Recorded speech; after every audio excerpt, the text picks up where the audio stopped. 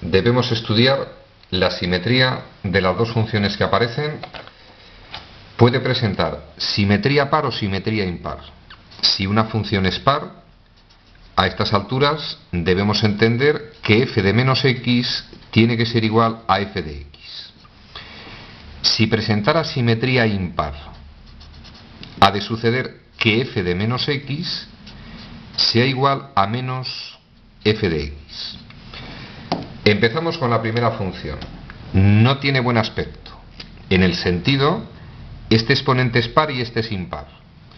Vamos a ver, por ejemplo, si presenta simetría par. Si ha de cumplir esa condición, aunque la función se llama h, vamos a aplicar esa definición que es la que hemos visto cuando estudiamos la simetría. ¿Cómo hallamos f de menos x en esa expresión? Donde pone x, pongo menos x. Me quedaría menos x al cuadrado partido de menos x menos 1. F de x. Teóricamente, donde pone x, vuelvo a poner x, me queda la misma expresión. X cuadrado partido de x menos 1. No voy a seguir el desarrollo. Esto, base negativa exponente par, da x cuadrado. Numeradores iguales, pero los denominadores son distintos. No se cumple la igualdad, no es función par, no es simétrica respecto del eje y. Vamos a ver si presenta simetría impar. F de menos x. Lo teníamos hecho antes, esa misma expresión. Es decir, f de menos x, que es esta expresión, vamos a ver en este caso si es igual a menos f de x. Menos f de x. Si donde pone x sustituyo por x, me queda la misma expresión. Desarrollo. Base negativa exponente par. Partido menos x menos 1. Ese menos tengo dos opciones, que cambie el numerador o que cambie el denominador. Y aunque no es conveniente que los denominadores sean negativos, en general el menos lo dejamos delante de la fracción. Pero para poder comparar esas expresiones voy a hacer que cambie el denominador, porque observo que los numeradores son iguales. Si el menos actúa en el denominador, menos x más 1. Numerador igual, parte igual, pero ese término es distinto. No se cumple la igualdad. Sencillamente decimos que la función h no presenta simetría. Pasamos a la siguiente función. Sospecho que nos va a pasar lo mismo. Motivo. Este exponente es impar y ese exponente par. Pero aplicamos la definición. Si presentara simetría par,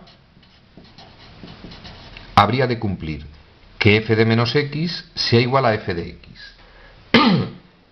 Para hallar f de menos x, donde pone x pongo menos x. Me queda menos x elevado al cubo partido de menos x al cuadrado y más 2. Vamos a ver si es igual a f de x, es decir, la misma expresión. X cubo partido de x cuadrado más 2. No es necesario seguir detalle. Los denominadores son idénticos. Base negativa exponente par, va a quedar x cuadrado más 2, pero los numeradores son distintos.